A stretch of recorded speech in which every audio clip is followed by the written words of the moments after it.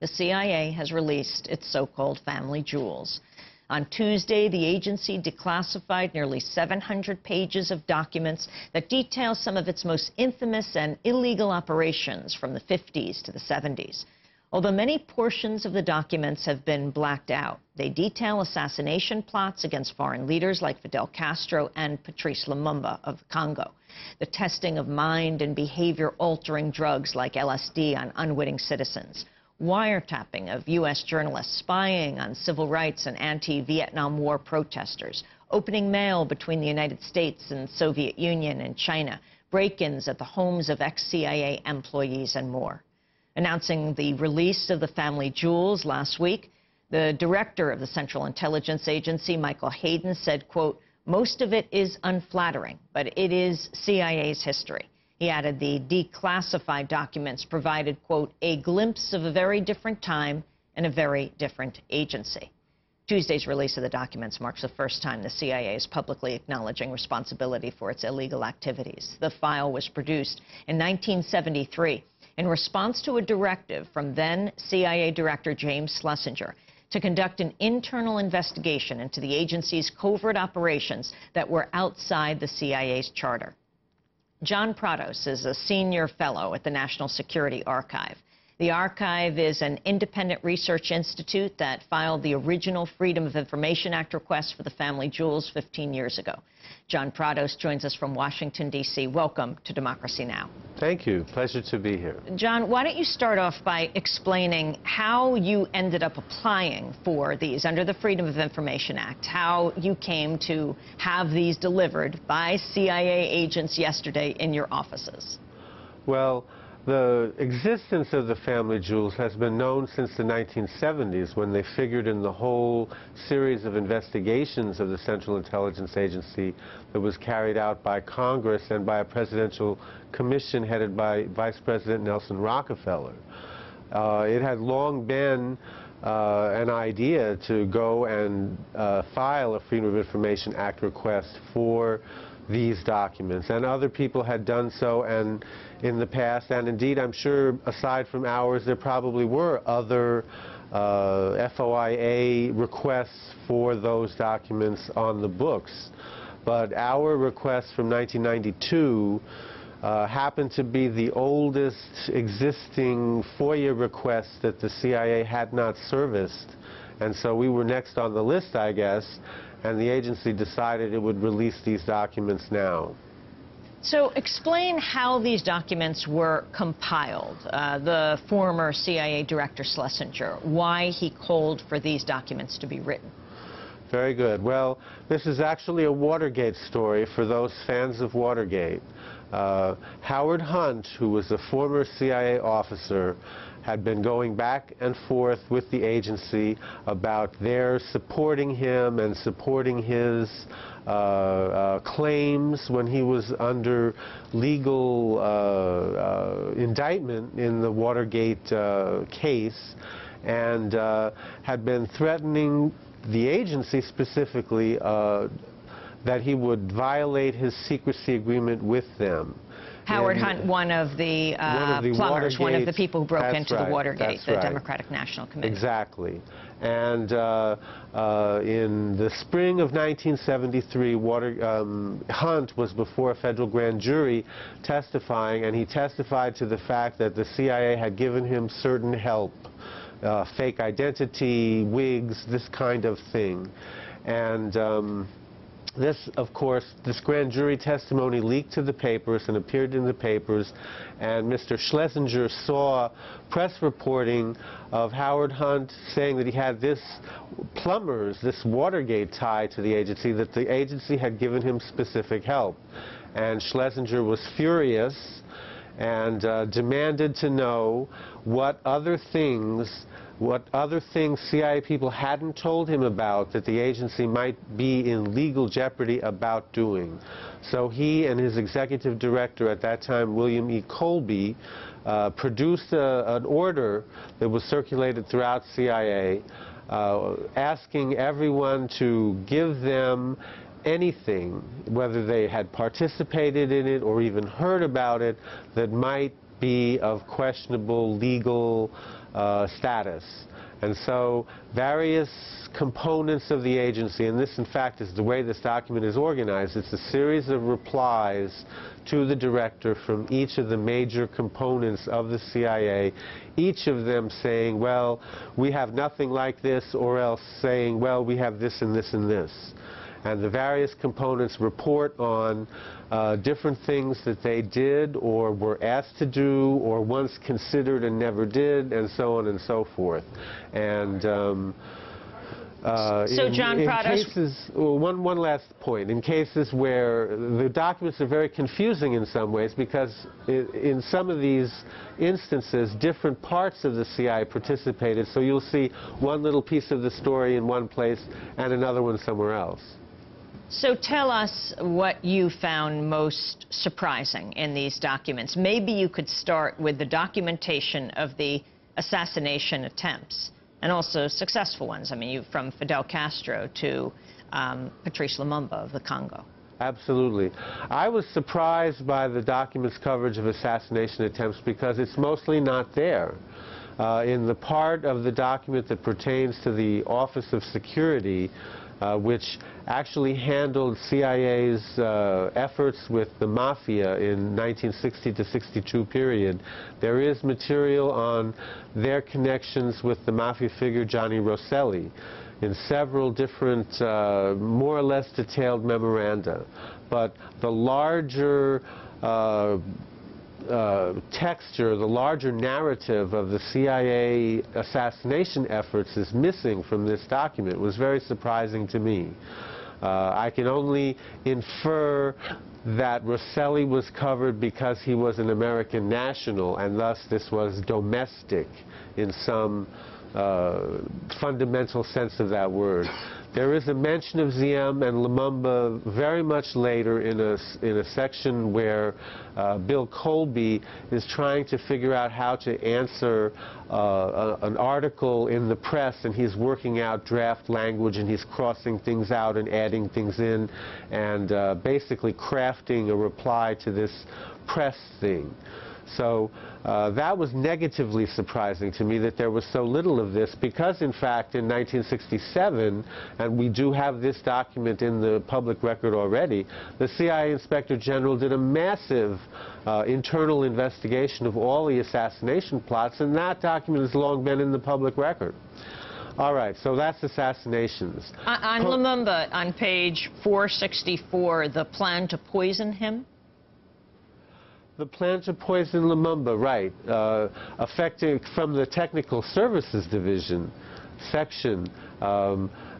Sidney Gottlieb, the CIA's version of James Bond's character Q, was involved in that segment of CIA activity, and actually crafted poisons that he hand-carried to the Congo in the first effort to assassinate Lumumba.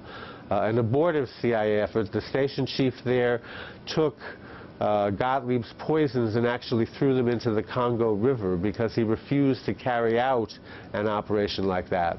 But the fact that the agency had conceived and carried it that far was in and of itself questionable. And this is what I was referring to in this Colby response to the article, where he mentions the Lumumba thing in his remarks that he's trying to craft in the sense of trying to knock down the story. One thing I found very surprising, astonishing, in fact, because it's brand new, is that after President Nixon used American forces to invade Cambodia in April 1970, he gave a speech, of course, introducing this federal government action, and naturally there was a flow of mail, pro and con, to the White House after the Nixon speech. And Nixon actually required the Central Intelligence Agency to pay for White House political mail, to pay for the White House responses to people who had written letters to the White House after the Nixon Cambodia speech. Almost $17,000, in fact, was taken out of agency funds to pay for White House political activity. I think that's a brand new thing that's in these documents. There are other new things too, but they're scattered here and there, and there are many new details about things that were known a little bit at the time. For example, you mentioned drug experiments. There's a memo in there also where the CIA adverts that it actually conducted drug experiments with drugs that American drug companies had rejected. And the ones that seemed promising in laboratory tests were then tested on volunteers, and the purpose, they said, was defensive, i.e. that this way they would know what impact these drugs might have on a person. John Prados, while the news reports now will often say nothing new, I think most Americans don't even know what has been talked about in the past or what is known. So I do think it's useful to go through things that might not be new to the insiders like you who are carefully following what the CIA does, like the whole experimentation with MKUltra, the drugging of American citizens who were completely unsuspecting, unwitting, the experimentation, not only MKUltra, but other drugs being injected with plutonium and other things. But explain what these MKUltra experiments were. The MKUltra experiments were the CIA experiments with drugs that went the furthest. They went far beyond this kind of loose experimentation that I just referred to. They, in this case, took a drug that was being developed in Switzerland, LSD, which is now widely recognized as a psychotropic drug. Then it was in experimental stages, and they thought it might have potential either for a truth serum, quote unquote, or as a way of inducing control over enemy agents. So they carried out a process of experimentation on these drugs, which actually led to the psychotic break and then death by suicide of an Army doctor, in fact, who was helping the CIA with these drug studies and who himself ingested LSD as part of their testing program. We're going to go to break, but we'll come back to John Prados, Senior Fellow at the National Security Archive, talking about the family jewels the CIA delivered to the National Security Archive yesterday. Well, close to 700 pages of documents that were previously undisclosed. This is Democracy Now!, democracynow.org. Back in a minute. As we continue on the family jewels, as they're known within the agency, that's the CIA, more than close to 700 pages, 693 to be exact, were delivered on the doorstep of the National Security Agency yesterday, applied to by the National Security Archive 15 years ago. John Prados is our guest, Senior Fellow at the National Security Archive. His books include Safe for Democracy, The Secret Wars of the CIA, and Hoodwinked, the documents that reveal how Bush sold us a war, as well as Lost Crusader, The Secret Wars of CIA Director William Colby. As we talk about some of what's being learned in these documents, how heavily redacted are they, John? I would say that about 10% of the document in all has been censored out of it in the course of its release by the CIA. You referred to Frank Olson, the CIA doctor who ultimately, we believe, killed himself. It's not clear. His drink spiced with LSD by other members of the agency. His son has never given up on this case to find out why his father died.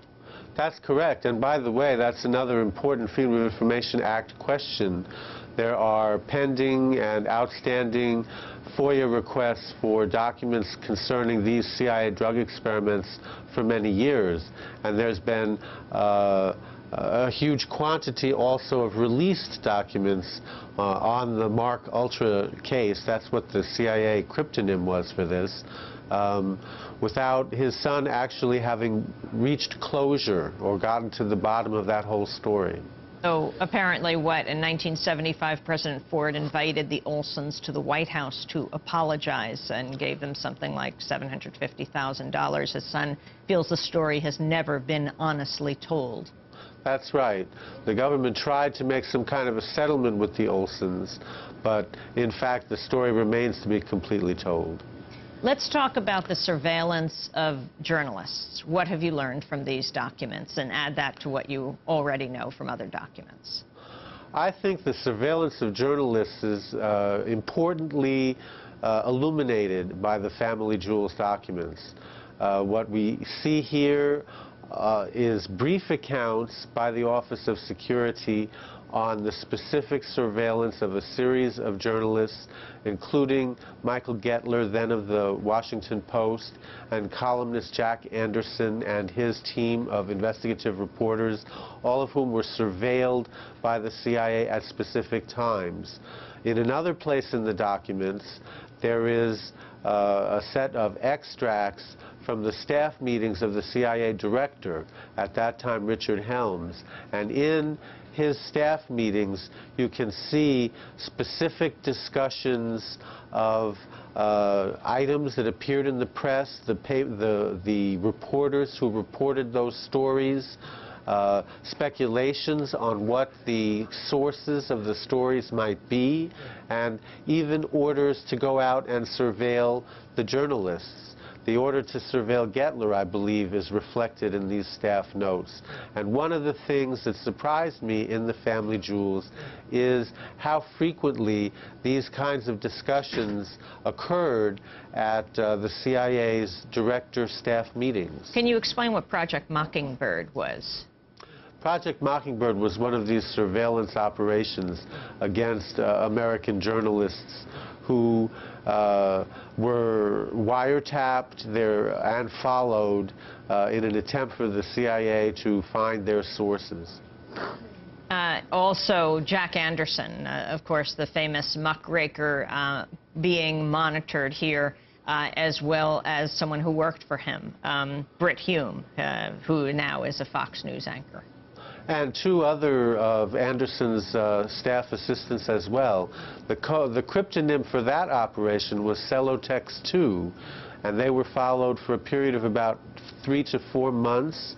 The great story that has come out of the Anderson surveillance, actually, is the one of how his children turned the tables on the CIA surveillance team by one day they were playing in the yard with the CIA guys watching from across the street in their car.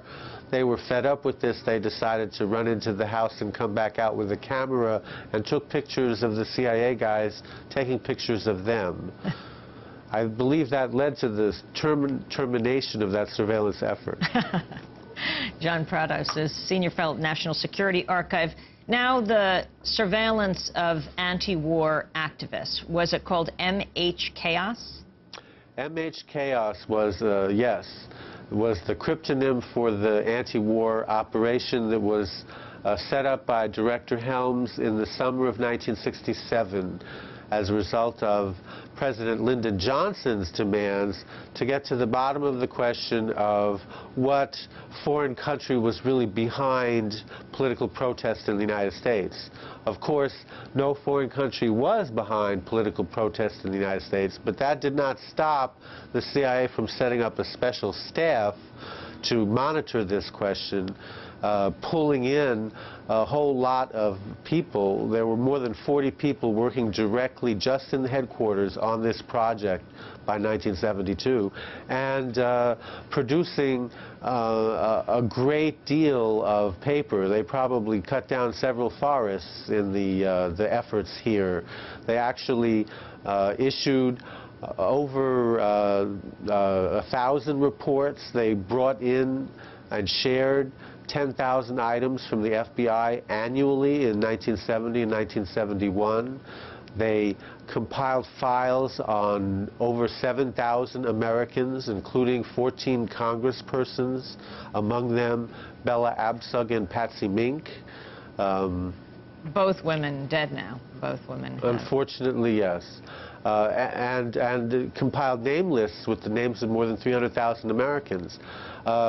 Fairly huge operation, but it went beyond, CIA activities with the anti-war movement went beyond this kind of analytical effort. And I think one thing that we see in the family jewels specifically is a kind of crescendo of sorts that occurred in 1972. I mentioned that Director Helms had staff meetings and that they are extracted here.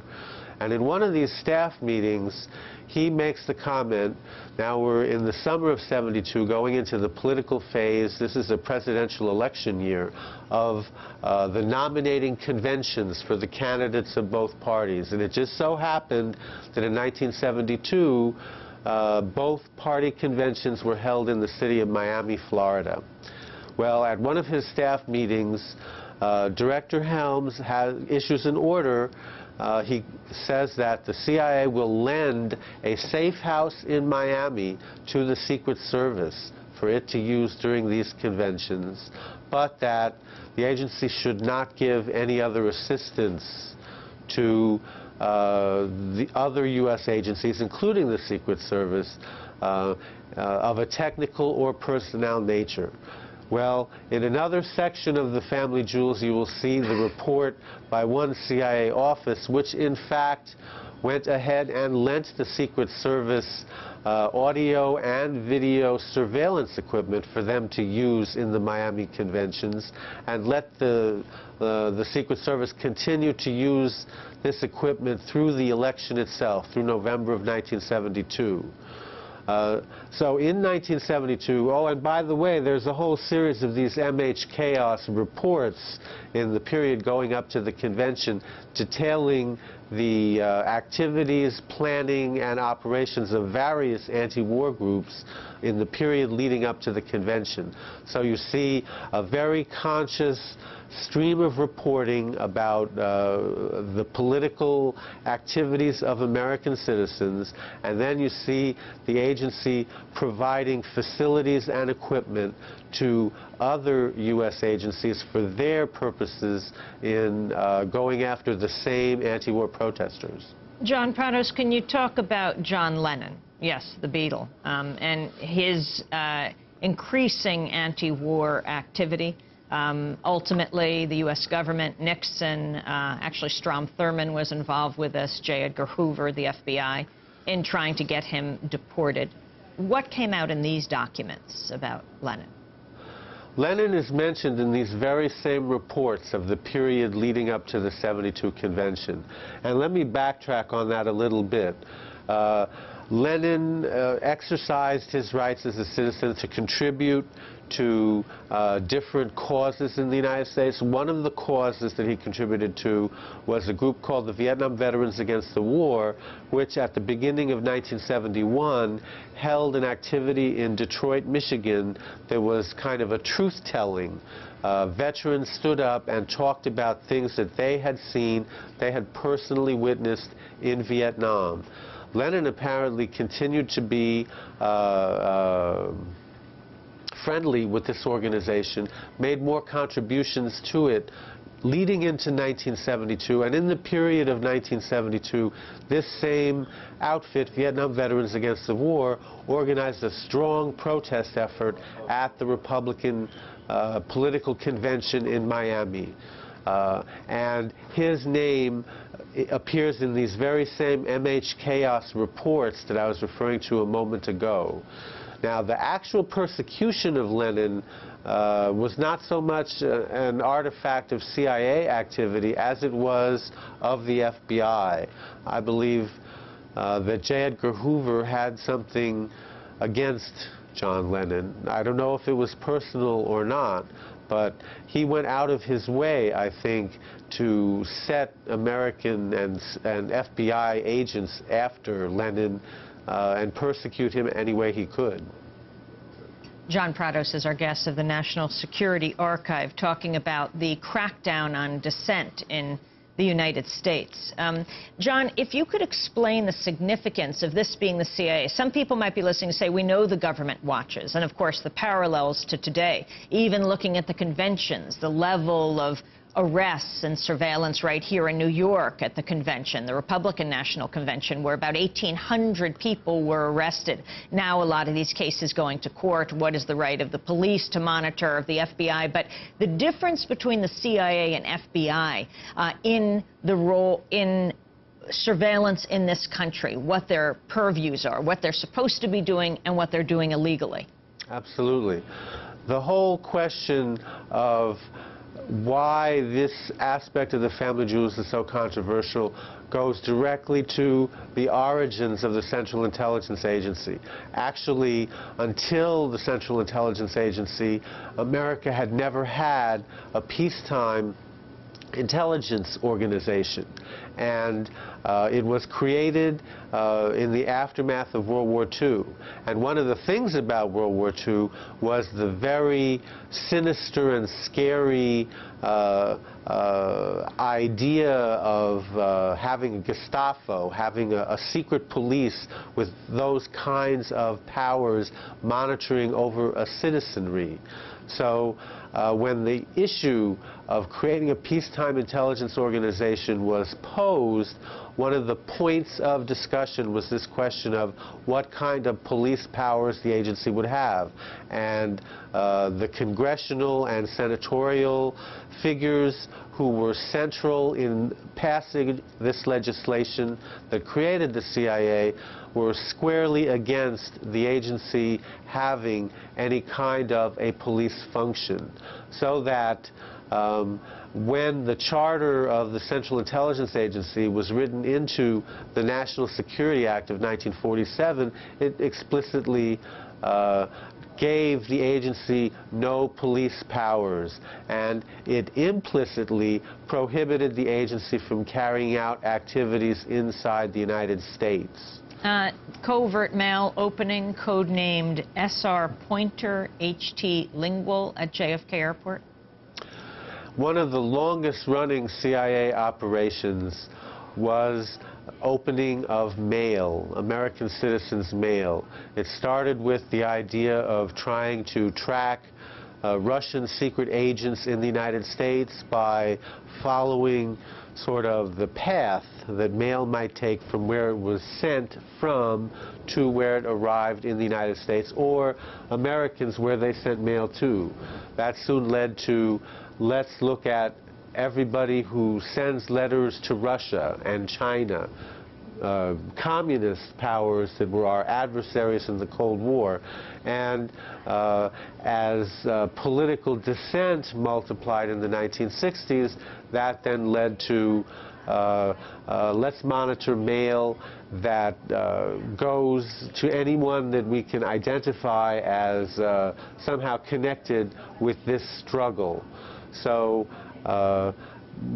there were levels of coverage in these two programs, under which at the most general level they would simply record what was the mailing address and receiving address of a letter, but at the most detailed level of coverage they would actually open the mail. First-class mail is sacrosanct under U.S. Legal provisions. Therefore, it was illegal to open this mail in the first place.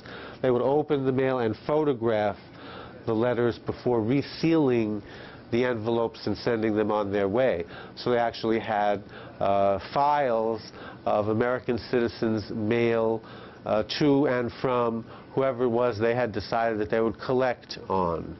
And this is part of those 7,000 plus files on Americans that the CIA accumulated during this period of time. John Prados, what about the treatment of, well, questions of Soviet defectors, or are they spies? Yuri Nosenko. The Nosenko matter is something that surprises me in the Family Jewels document, again, like with the assassinations, because I expected to see a lot more of it.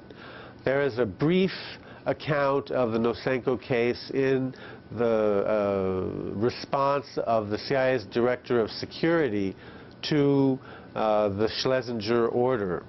And that brief memorandum is scary enough. It recounts how Nosenko was held in potential violation of kidnapping and other U.S. laws, and then sequestered and illegal detention, and interrogated in a hostile fashion, another thing that rings a bell today, by CIA officers in an attempt to break him and make him tell them that he was a phony defector. Nosenko, of course, didn't feel he was a phony defector and held out against these interrogations. But that's actually another issue. This was a major point of controversy within the Soviet division and the counterintelligence division of the CIA for, excuse me, throughout the late 1960s. And several internal investigations were made of the treatment of Nosenko, of his bona fides, of whether he was approached correctly by CIA case officers. And that huge body of material is not reflected in the family jewels, only this brief memorandum. He was held, he was detained for years. How does this compare to what we're seeing at Guantanamo? That's why I said this has reflections in current experience. We've now replicated, in a sense, what was done to Yuri Nosenko on a massive scale. It's interesting, James Bamford, who wrote Puzzle Palace, well known for his work on CIA and National Security Agency, etc., and the Times is quoted as saying, what's going on today makes the family jewels pale in comparison. In your sense of looking at these documents and your overall look at the documents you've had access to at the National Security Archive, how does it compare? I'm not sure I would... I think that the situation is a little bit different than Jim's quotation that you've got. Yes, today's activities pale in terms of the scale in which we're carrying these things out, and in some senses the sinister activities and techniques that we've so blithely resorted to. But there is a difference from the 1960s, and that is that then a much greater proportion of this activity was directed at Americans, whereas now a lot of this effort is aimed at foreign nationals. I guess the question is, the document dump hasn't been done at this point to know the extent of surveillance of Americans, people in this country. Well, we're talking about the family jewels here. Now, I will agree with you and with Jim that lots of surveillance of Americans has been done. But haven't we shifted the operators here? You know, we're having the military do the surveillance. We're having the NSA collect everybody's phone calls. So we've taken it away from these guys that are by law not supposed to be doing American stuff. We've shifted the playing field, if you like. John Prados, I want to thank you for being with us, Senior Fellow at the National Security Archive. My pleasure. Thanks for joining us, and we will certainly link to all of these documents at our website, democracynow.org.